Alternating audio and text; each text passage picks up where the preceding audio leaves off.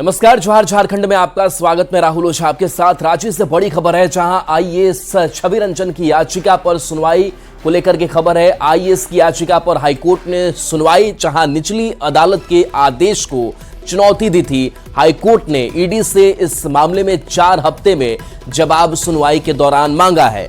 छवि रंजन ने केस निरस्त करने की याचिका दी। छवि रंजन ने गिरफ्तारी को अवैध बताया। 4 मई 2023 को इनकी गिरफ्तारी हुई थी। सेना की 4.55 एकड़ जमीन की अवैध खरीद बिक्री से जुड़ा हुआ यह पूरा मामला है, जिसको लेकर के आज सुनवाई हुई। सुप्रीम कोर्ट से जमानत याचिका खारिज हो चुकी है। तो आईएएस छवि रंजन की याचिका पर आज सुनवाई की गई है। आईएएस की याचिका पर हाईकोर्ट में आज सुनवाई हुई। बता दें कि निचली अदालत के आदेश को चुनौती दी गई थी। वहीं हाईकोर्ट ने ईडी से 4 हफ्ते में जवाब की मांग की है। छवि रंजन ने केस निरस्त करने की याचिका दी थी और इसी मामले में ईडी से भी 4 हफ्ते में जवाब की मांग की गई है। छवि रंजन ने गिरफ्तारी को अवैध बताया है। बता दें कि 4 मई 2023 को गिरफ्तारी हुई थी।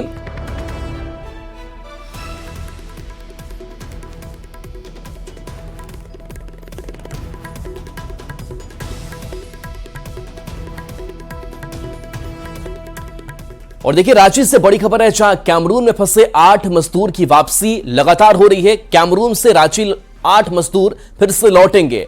अब तक कुल 38 मजदूर की वापसी हो चुकी है। ट्रांस रेल लाइटिंग लिमिटेड में ये कार्यरत थे। अगस्त 2024 से ये काम कर रहे थे। मजदूरों को भुगतान नहीं किया जा रहा था। मजदूरों से अच्छा व्यवहार भी नहीं हो रहा था। मजदूरों ने श्रम विभाग से वापसी की गुहार लगाई थी और धीरे धीरे करके इन मजदूरों की वापसी हो रही है।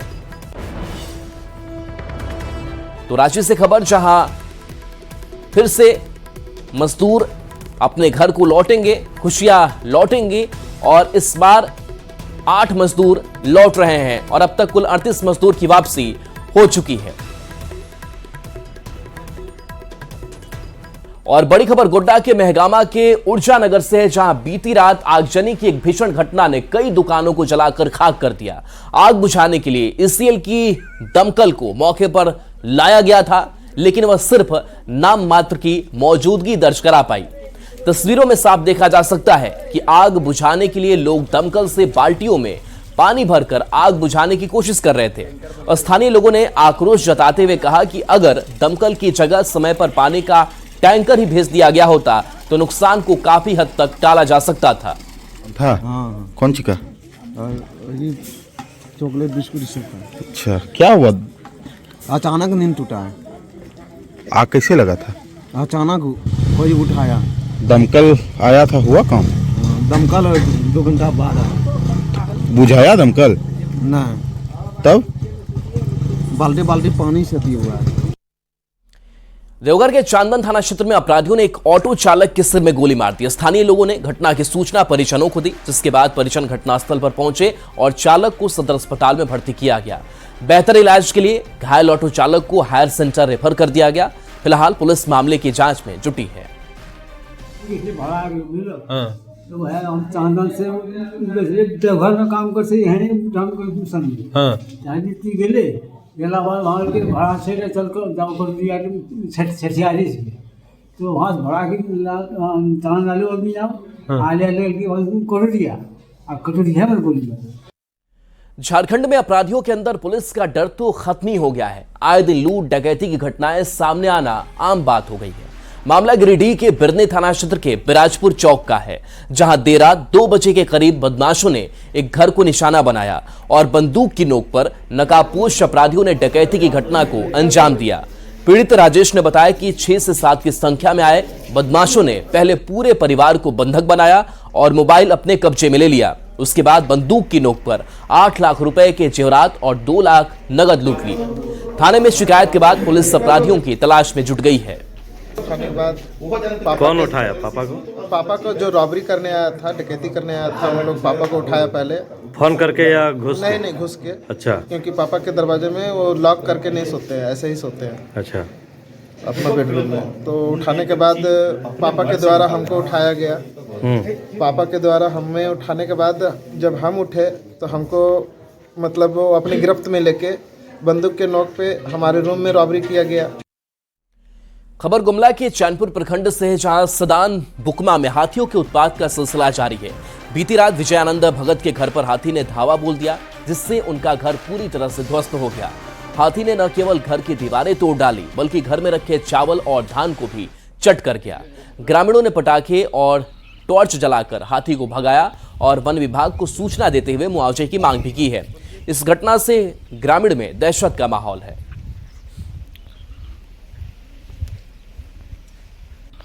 सरायकेला के चौक और चांडिल के बीच बाघ की खबर होने से वन विभाग काफी चिंतित है। आसपास के गांव में भी दहशत का माहौल है। वन विभाग लगातार बाघ की खोज कर रहा है। बाघ के मूवमेंट को कैद करने के लिए वन विभाग ने सारी रेखा नदी के किनारे और जंगलों में वन विभाग ने कैमरा लगाया है, लेकिन अभी तक बाघ की कोई तस्वीर नहीं मिल पाई है। वन विभाग ने ग्रामीण क्षेत्रों में रहने वाले लोगों से अलर्ट रहने की बात कही है।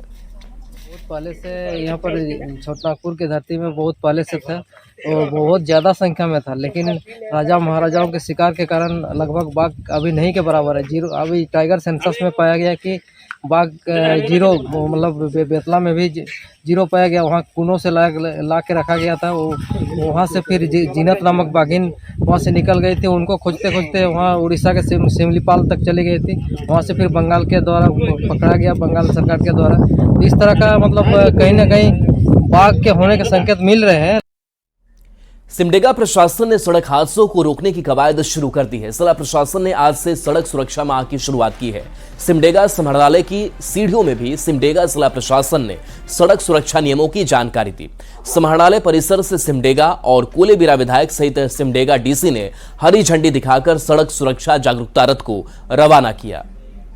युवा वर्ग के लिए हम कहना चाहेंगे कि आप जो हमारे इस तरह के नियम कानून हैं, जो सड़क सुरक्षा का जो इस तरह से जो कुछ मैंने कि गाइडलाइन है, उसको फॉलो करें। निश्चित रूप से आपका बाइक है, आप उसे अपना कि जो भी इस तरह से आपका जरूरी काम है, उस काम को आप लोग सही समय में पहुँच के आप अपना काम ये कीजिए आप।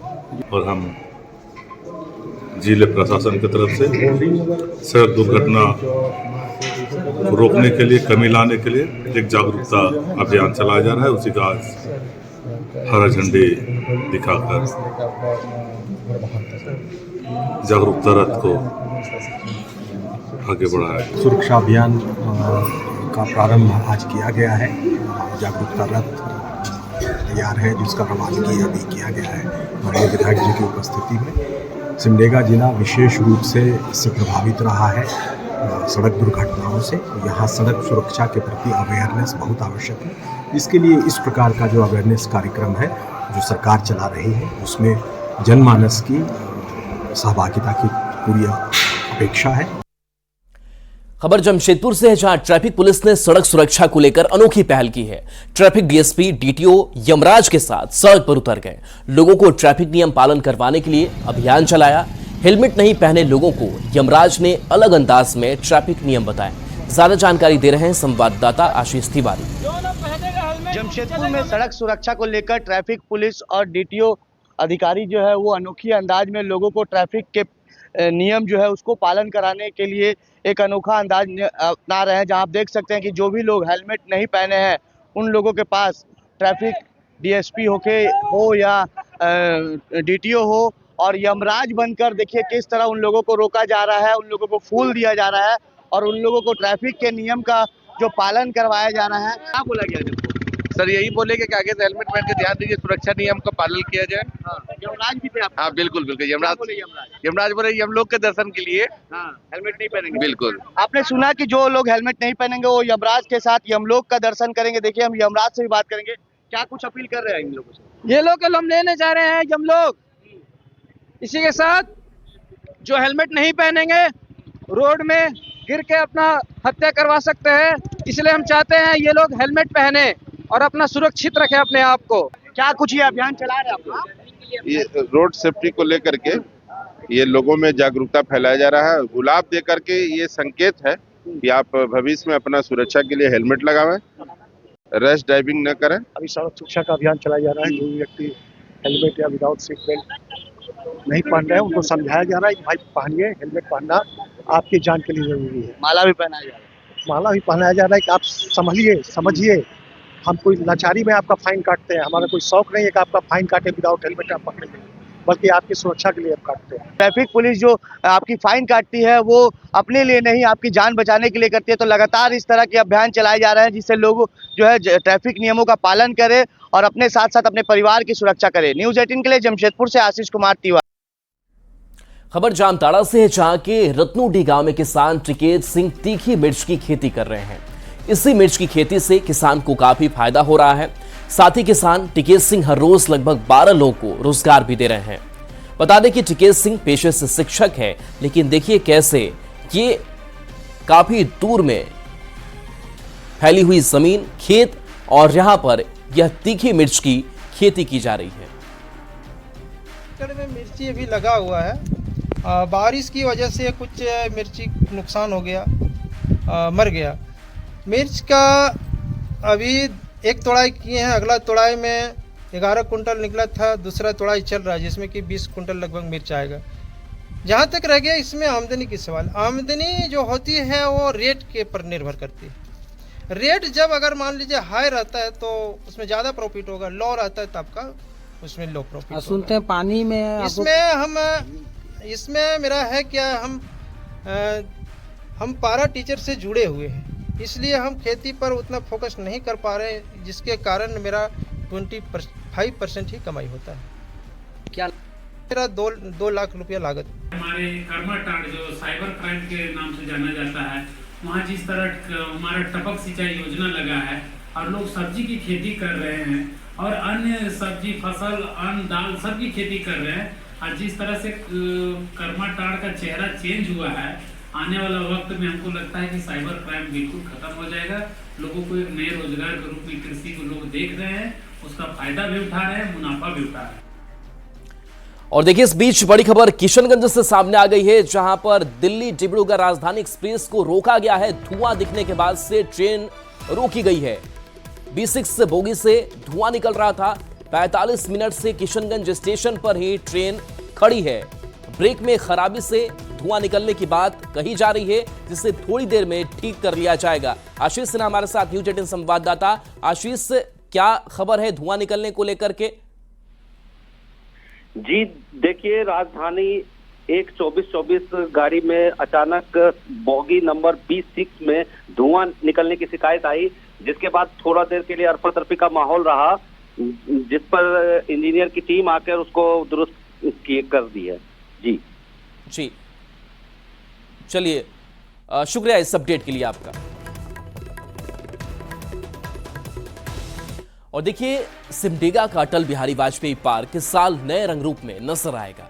नगर निगम ने बच्चों और बड़ों के लिए पार्क को संवारने का काम किया है, जिसे कुछ महीने के अंदर लोगों के लिए खोल दिया जाएगा। पार्क को लेकर संचालक ने बताया कि पार्क में बच्चों के मनोरंजन के साथ उनकी शैक्षणिक और शारीरिक योग्यता को बढ़ाने के लिए क्विज और खेलकूद प्रतियोगिता का आयोजन करवाया जाएगा, जिससे बच्चों का सर्वांगीण विकास हो सकेगा और बड़ों के लिए व्यायामशाला भी खोला जाएगा। पार्क को सजाने संवारने का काम किया जा रहा है और निश्चित तौर पे कहा जाए तो आने वाले 1-2 महीना के अंदर आप देखिएगा ये अटल पार्क जो है, जो पूर्व प्रधानमंत्री अटल बिहारी वाजपेयी जी के नाम पर बनाया गया है, इसे सजने संवारने का काम किया जा रहा है और एक नए क्लेवर, एक नए रंग में आपको ये अटल पार्क नज़र आएगा, जहां बच्चों के लिए खेलकूद और मनोरंजन के सभी साधन उपलब्ध कराए जाएंगे। खबर रांची से है, जहां की सिरमटोली फ्लाईओवर के निर्माण काम में अब तेजी देखने को मिल रही है। 7 जनवरी से 16 जनवरी तक ब्लॉक मिलने के बाद 2 सेगमेंट का काम पूरा होने की उम्मीद है। ब्लॉक की वजह से कई ट्रेनों का परिचालन रद्द किया गया है, जबकि कुछ ट्रेनों के रूट में बदलाव किए गए हैं। ज्यादा जानकारी दे रहे हैं संवाददाता अविनाश कुमार। रांची में सिरमटोली फ्लाईओवर का काम अब तेजी से आगे बढ़ेगा।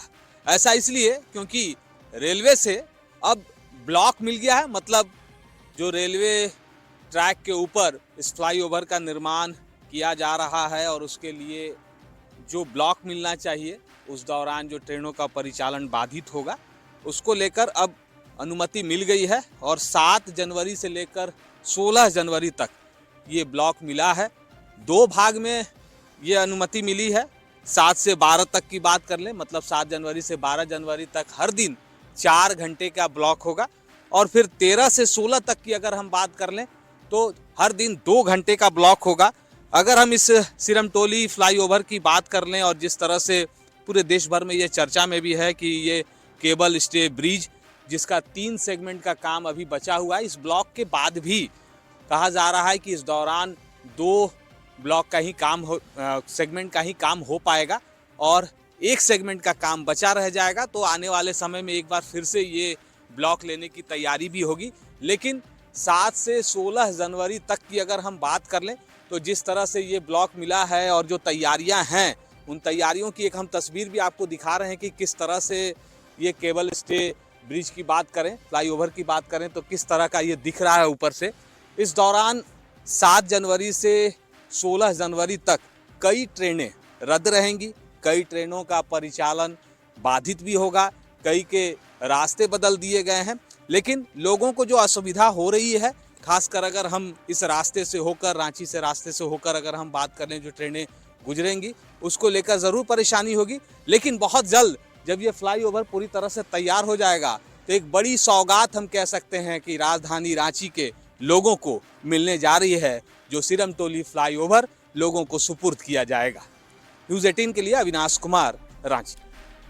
राज्य सरकार शहर को गांव से जोड़ने का योजना बना रही है। इसी के तहत पूर्वी सिंहभूम जिले में पथ निर्माण विभाग 100 करोड़ की योजनाओं से गांव और शहर में सड़कों का जाल बिछा रहा है। जमशेदपुर से हाथा, हल्दी पोखर, कवाली, घाटशिला, बहरागोड़ा, पोटका, पाटमदा और बुड़ान समेत दूसरे ग्रामीण क्षेत्रों से जमशेदपुर को जोड़ने की योजना पूरी हो रही है। हम लोगों का जो जुडिक्शन है वो जमशेदपुर पूरा पूर्वी सिंहभूम है। तो अभी काफ़ी हम लोग ने टेंडर कर दिया है, जो अभी सब डिसीजन होके आ जाएगा और हम लोग एक्सपेक्ट कर रहे हैं कि मार्च तक जो है तो लगभग 7-8 सड़कें जो हैं वो रेडी हो जाएंगी। हम लोग IRCP करा रहे हैं तो वो सब सड़कें तैयार हो जाएंगी। उसमें जो प्रमुख है उसमें एक जमशेदपुर हाथा रोड हुआ, हमारा हल्दी पोखर कवाली हुआ, बेगनाडी पटका हुआ। घाटशिला में फिर हम लोग देखें तो घाटशिला नरसिंहपुर हुआ। घाटशिला का जो टाउन रोड है वो हो गया। भारतीय महिला हॉकी टीम की कप्तान सलीमा टेटे को अर्जुन पुरस्कार की घोषणा से झारखंड में उत्साह का माहौल है। सलीमा टेटे झारखंड की पहली महिला हॉकी खिलाड़ी हैं जिन्होंने अर्जुन पुरस्कार से सम्मानित किया जा रहा है। इससे पहले 1972 में ओलंपियन माइकल किंडो को अर्जुन पुरस्कार से सम्मानित किया गया था। सलीमा टेटे को इस अवार्ड से 17 जनवरी को सम्मानित किया जाएगा। रांची से ज्यादा जानकारी दे रहे हैं संवाददाता संजय कुमार सिन्हा। कहते हैं झारखंड की हवाओं में हॉकी दौड़ती है और जब इन्हीं हवाओं को सम्मान मिलता है तो हॉकी फिर नसों में दौड़ने लगती है। सलीमा टेटे को, जो कि झारखंड से जिनका नाता है, रिश्ता है, झारखंड की हैं, उन्हें अर्जुन पुरस्कार से सम्मानित करने की घोषणा हो चुकी है और झारखंड की पहली महिला हॉकी खिलाड़ी हैं जिन्हें अर्जुन पुरस्कार से सम्मानित किया जा रहा है। देखिए, यहाँ पर नेशनल लेवल की हॉकी खिलाड़ी हैं, उनसे जानेंगे कि जब इस पुरस्कार से किसी खिलाड़ी को सम्मानित किया जाता है तो हौसला कितना बढ़ता है। सलीमा को सम्मान मिलने जा रहा है अर्जुन पुरस्कार, क्या सोच रही हो?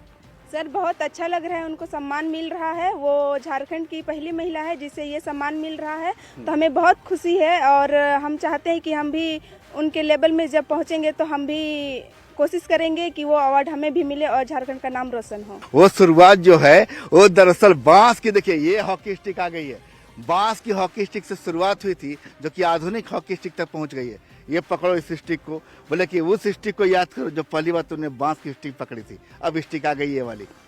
यस सर, वो स्टिक में थोड़ी मुश्किलें होती थी खेलने के लिए, लेकिन ये तो बहुत अच्छी है जिसे हम ज़्यादा, वो जितना मेहनत की उतना हमें तो करना नहीं पड़ेगा, लेकिन हम उनसे बहुत अच्छा करने की कोशिश करें। कितनी उम्र है तुम्हारी? 13। हॉकी खेलते हो? जी हाँ। तो सलीमा टेटे को अर्जुन पुरस्कार मिलने जा रहा है, जानकारी है? हाँ। तो तुम्हें क्या लगता है, हौसला तुम्हारा ही बढ़ गया? हाँ, बढ़ गया। तो बड़े होकर तुम भी पुरस्कार जीतना चाहोगे? जी हाँ। किस लेवल पर खेलते हो? State level. क्या बात है, तो स्टेट लेवल पर है अभी जो सलीमा टेटे को जो घोषणा हुई है, उस घोषणा पर क्या कहोगे? हमको बहुत खुशी हो रहा है कि दीदी को मिल रहा है ट्रॉफी। सलीमा टेटे तो सिमडेगा की बड़की छापर की है, तो उस गांव में भी खेलते हैं, खूंटी में हॉकी खेलते हैं, गांव के गलियारे में हॉकी खेली जाती है, तो क्या लगता है हॉकी मजबूत हो गई? जी हाँ, होगी मजबूत। हाँ जी। यहाँ पर देखिए साझा के जो डायरेक्टर हैं, हम उनसे जान रहे हैं कि जिस तरीके से सलीमा टेटे की जो घोषणा हुई है, क्या कहेंगे, कितनी खुशी है? ये खुशी की ही बात नहीं है, हमारा जस्ट यहाँ एकलव्य प्रशिक्षण केंद्र है और वहीं से लोग जन्म लिया है और वहीं से आगे बढ़ रहा है, फिर धीरे धीरे इंडियन टीम में जा रहा है। इंडियन टीम के अभी तो कैप्टन भी है और उसके ऊपर अभी अर्जुन अवार्ड मिल जाना, ये और सबसे बड़ी खुशी की बात है। झारखंड हम लोग के लिए नहीं, पूरे झारखंड के लिए दोगुनी खुशी की बात हो गई। देखिए, इससे बड़ा खुशी हॉकी झारखंड और पूरे झारखंड वासियों को, पूरे भारत वासियों को बहुत ज्यादा है खुशी। इतनी खुशी हम लोग तो इतना खुशी है जो कि बचपन से आकर यहाँ से खेली। अब बता दें कि जब बेटियां अच्छा करती हैं, बेटियां इस लेवल पर सम्मान प्राप्त करती हैं, तो झारखंड का पूरा चेहरा भी मुस्कुराता है। कैमरामैन संजीव तिवारी के साथ संजय कुमार सिन्हा, न्यूज 18 रांची। और चलिए न्यूज 18 बिहार झारखंड पर खबरें आपके लिए लगातार जारी है।